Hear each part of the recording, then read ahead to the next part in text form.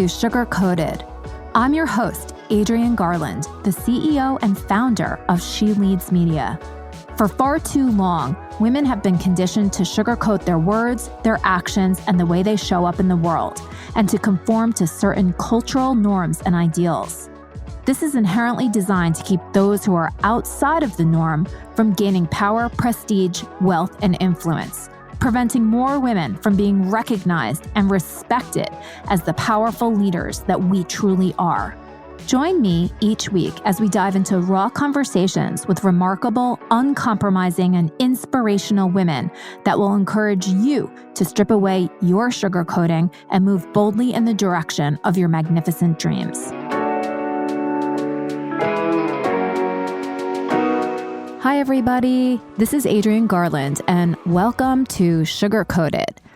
Today, I'm going to be doing a solo episode. And when this comes out, it will be July 3rd. So just before Independence Day. And, thinking about what that means is kind of heavy right now. And I just wanted to explore some of the things that I was thinking about on, as we go into the halfway point of the year, Independence Day, everything that's going on. And then also going a little bit deep into the exploration of my mind and my thinking.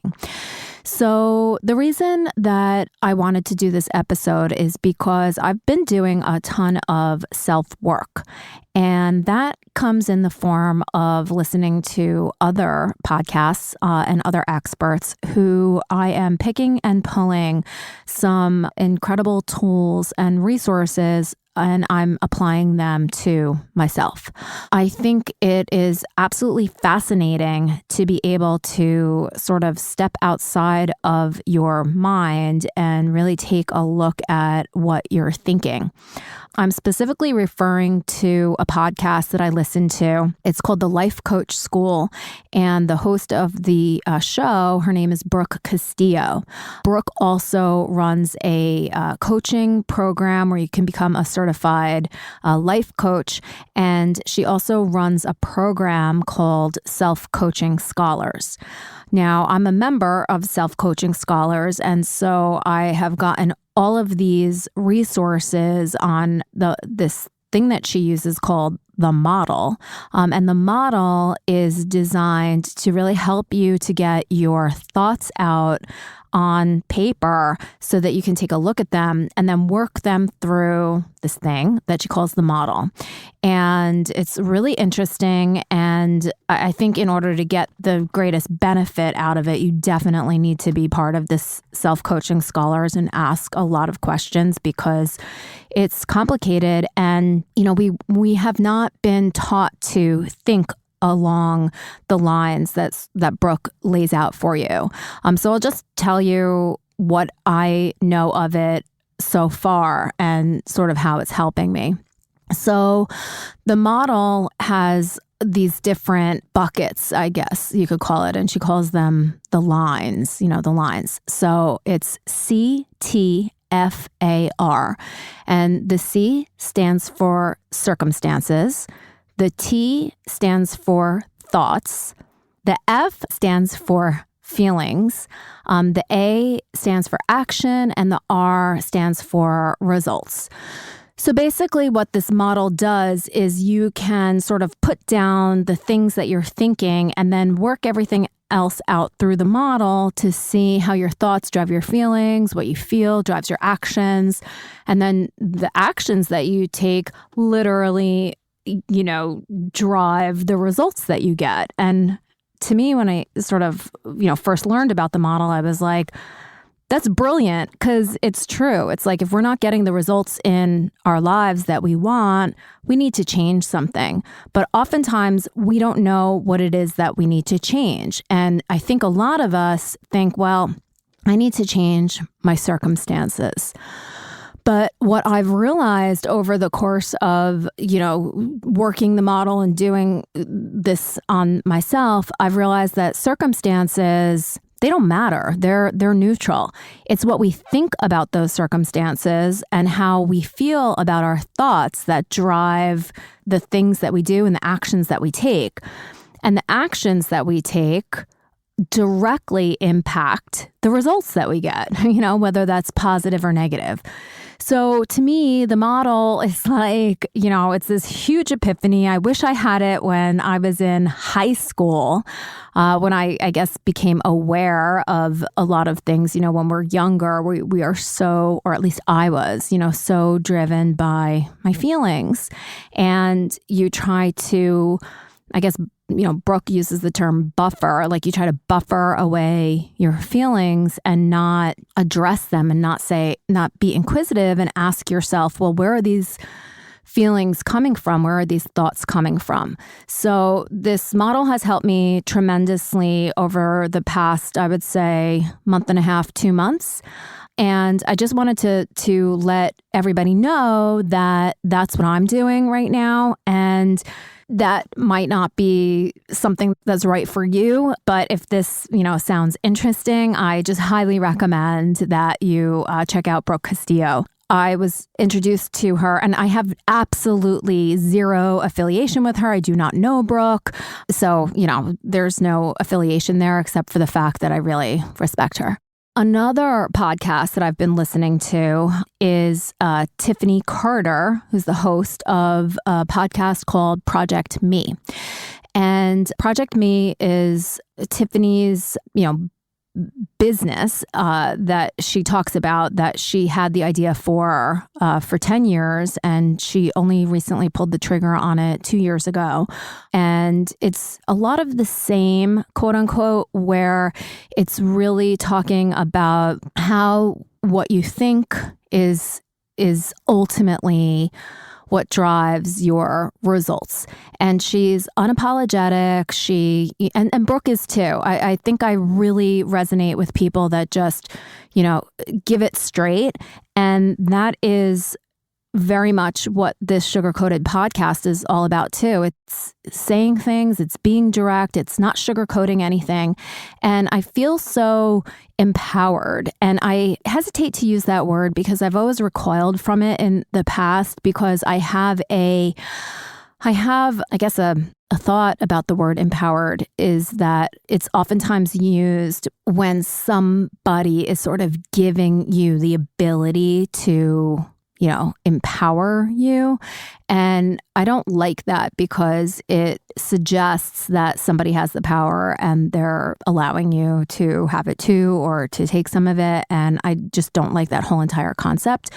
So, but with these two podcasts that I listen to often, I do feel empowered. I feel confident, and I feel like the both of them are infusing a brand of confidence into the world that I'm listening to that is really resonating with me and going deep.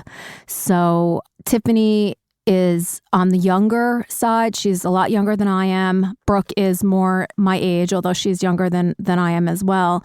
But there are just so many things if you listen to these two podcasts and practical advice on how to do things like what Instagram is all about, like how to use IGTV. Tiffany, much more so, gives these, practical, actionable tips on how to increase followers, how to refine your message, what to say, why to say it. She's really brilliant and super straight talking. So again, another recommendation. Not that this podcast today is another podcast recommendation podcast, but it's just, I wanted to put those things out there because they have been helping me tremendously. One of the things that I have carried around with me for way too long is this quote unquote failure that I had. And this failure was a corporate failure. I had a job. It was a great job. I made a great deal of money. I worked in New York City for one of the largest accounting firms in the world. And I ultimately was not successful in that job and I ended up leaving. I say that I I probably would have gotten let go. I probably would have been fired, but I didn't allow that to happen. I don't know if at that time my ego would have been able to withstand that blow. But what my ego has done to me and what my thoughts have done to me, and the thoughts that I continue to, I think, believe, that was the pinnacle for me. And everything from there on out was just downhill. I have never been able to earn the type of revenue that I made when I had that salary. My business is not the wild success that I wanted it to be. And I look at that as, a result. And when I've sort of work through the model and put the result that I have not been able to achieve that level of revenue that I'm looking for, I work it backwards. And what just is in my face is the fact that I think that I'm a failure. I think I failed at that. And so that failure defines me. And while I don't want to think that, and I'm a super positive person, while I don't want to think that, I was thinking that. I was thinking that for a lot of years, like way too many years than I even, care to admit, but I will admit it. I carried those thoughts around with me for at least 8 years. And while they're diminished, we're at 10 years now from when I had that job. To me, that is so sad. And what I think about is that I was shaming myself, and because I didn't get that accolade, I didn't continue to rise through the ranks of corporate America, which is what I set out to do when I graduated from college, when I went back and I got my MBA.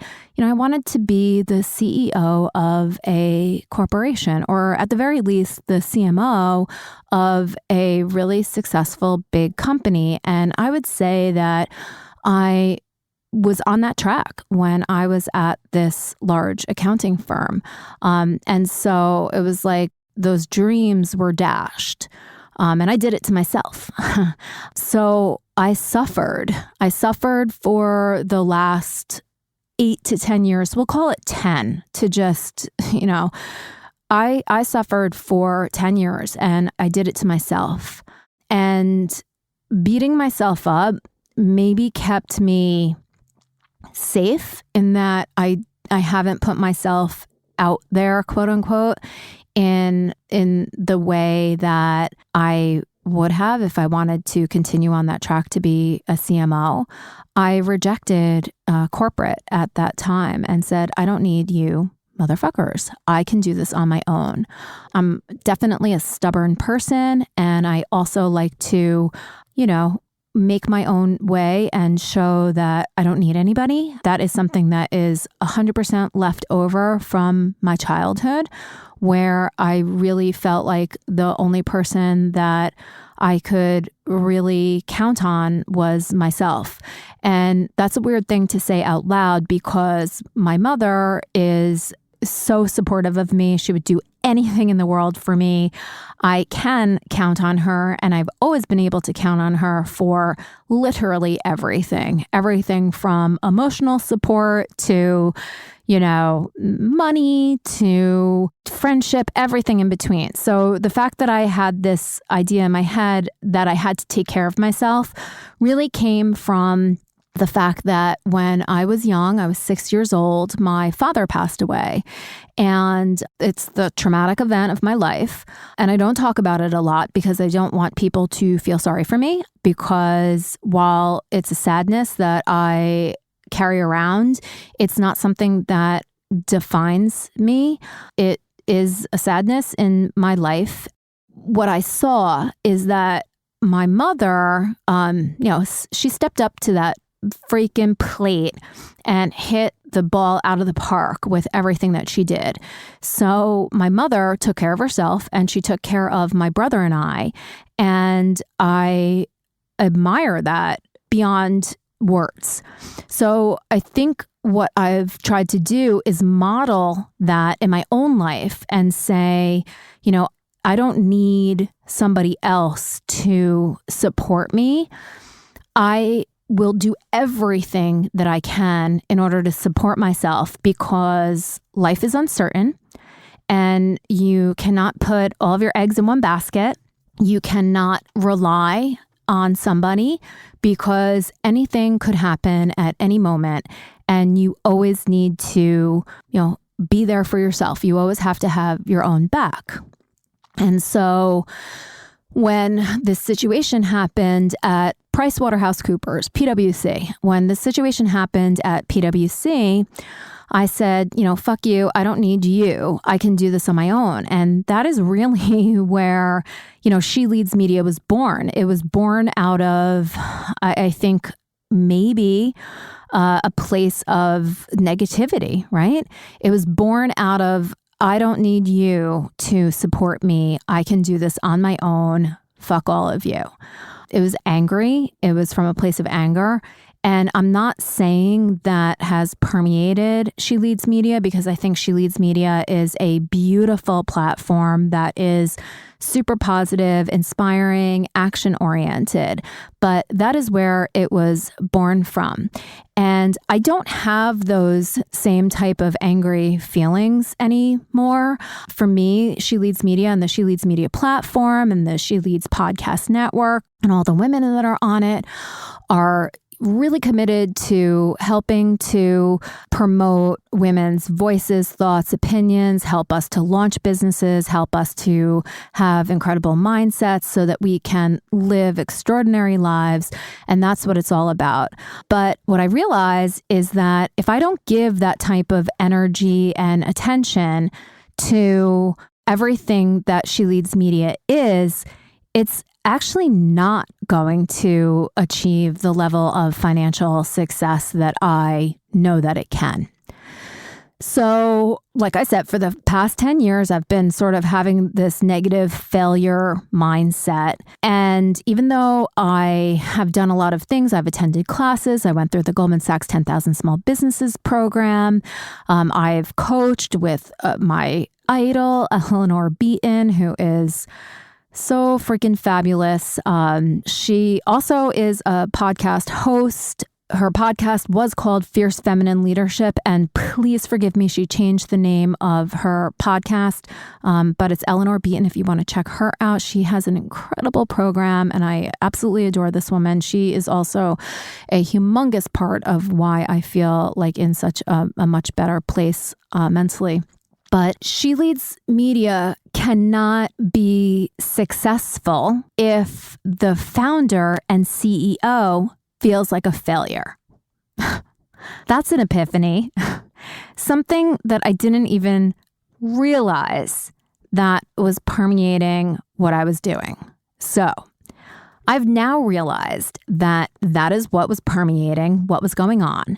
And I now choose to have much different feelings about She Leads Media, about the She Leads podcast network, and everything else that we're launching and people that we're partnering with. So that's sort of where my head is, and I'm feeling in such a better place. And I want to tell you a really quick story. So this morning, I took my dog for a little walk, and I can't see my phone unless I have reader glasses on.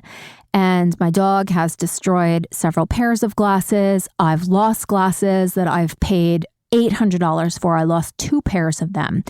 So I said, I'm never buying nice glasses again.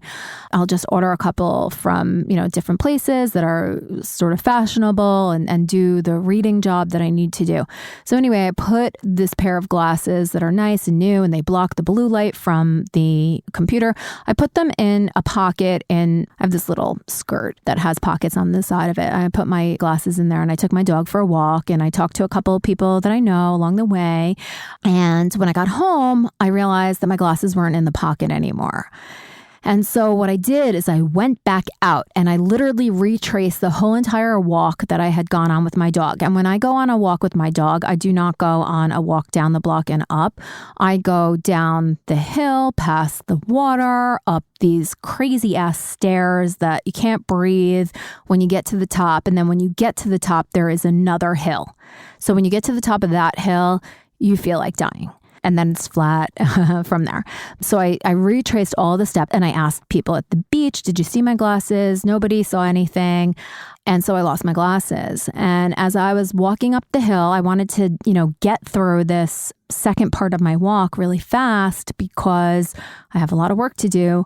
So as I was walking, I was like, when I reached the top of the stairs and then I knew I had that other big hill in front of me, I said, gosh, I'm going to have to stop halfway up this hill to catch my breath because this is hard and it's hot out. I'm in New York, I'm in Long Island. And so as I was walking up and I was in the middle of the hill, one part of me said, it's okay to stop and take a deep breath, Adrienne. And then the other part of me said, breathe deeper. Don't slow down. And I thought, where did that thought come from? Because that is not a typical thought that I have. So I said, okay, it's not that far up to the top. Let me just take a really deep breath, down to the tops of my legs. That's how deep I breathed. And I took that breath and I didn't slow down at all. And I got to the top of that hill with no problem. And so I crossed the street and I had another thought. And that thought was man, I need these glasses to see clearly, but the clarity that I've just gotten is so much more deep than seeing things clearly with my glasses. The clarity was that I don't need to slow down. I don't need to stop when things get hard. I just need to take a deeper breath and know that I've got what it takes inside of me. And then I thought, this is why I came on this second walk. I literally walked the same exact steps that I had walked with my dog, and I sort of did it better, if you will. And even though I was looking for one thing, I found something that was so much more profound.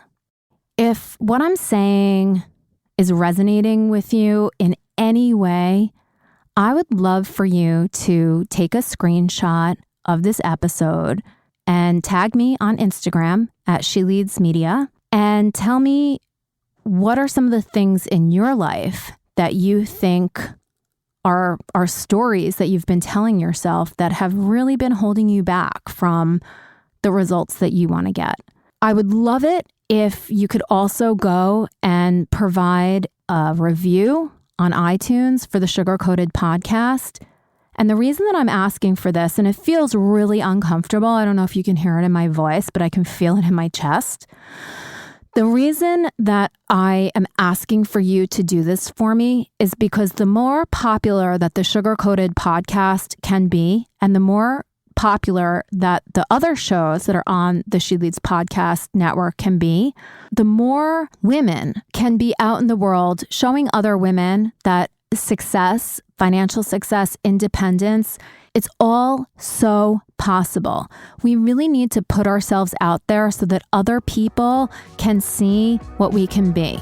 And that is true independence. Have a beautiful day, and please give us a review.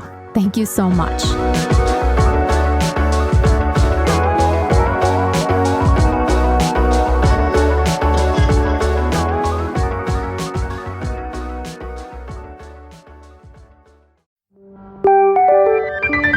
This is the She Leads Podcast Network.